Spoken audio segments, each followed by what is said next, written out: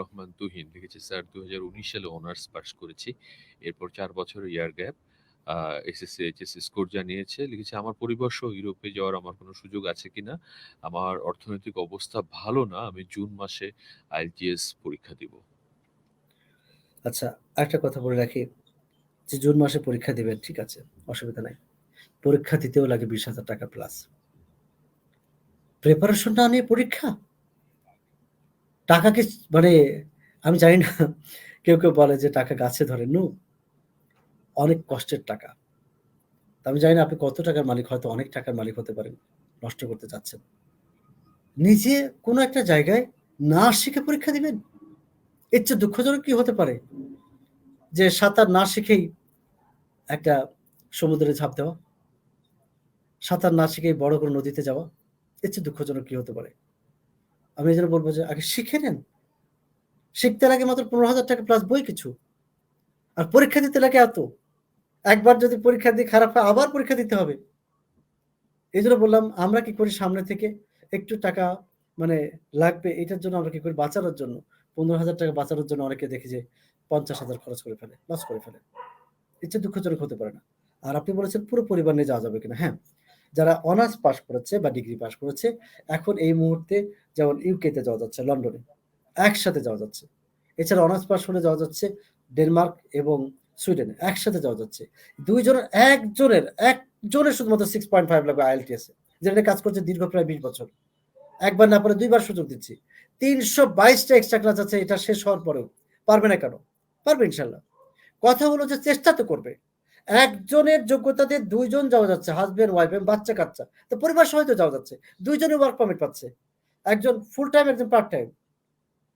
টাকা না থেকে ধার করে যান। তারপরেও যান।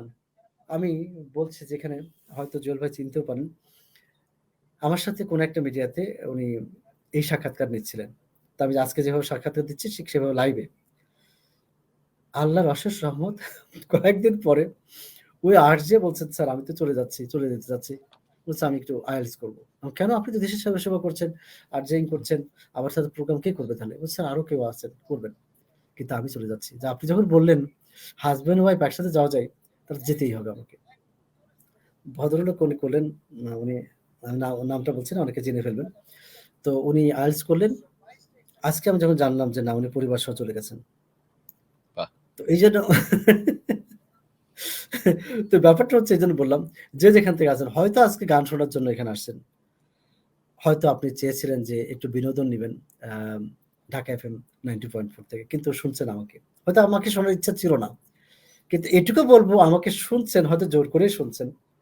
এই শোনাটুকু আপনার মানে এই যে শ্রবণ, এটা আমাকে শুনছেন, এটুক থেকেই হয়তো আপনার পরবর্তী প্রজন্ম হতে পারে কানাডাতে, হতে পারে আমেরিকাতে, হতে পারে ইউরোপে কোনো একটা জায়গায়। আজকে হয়তো আপনি সামান্য বেতন পাচ্ছেন। আপনি এটার পরের ধাপটা হচ্ছে, যদি কেউ ইউরোপে বা কানাডাতে বা আমেরিকাতে, আমি যদি অন এভারেজ ধরি, সাধারণ চাকরি করে, এমনকি পরিচ্ছন্নতা কর্মী, ক্লিনার হিসেবে কাজ করে, তাও কমপক্ষে ৩ থেকে ৪ লাখ টাকা বেতন পেতে পারে ফুল টাইম কাজ করলে। হালাল ইনকাম। এইজন্য একটাবার চেষ্টা করুন, কমপক্ষে একবার আইএলটিএস শুরু করুন।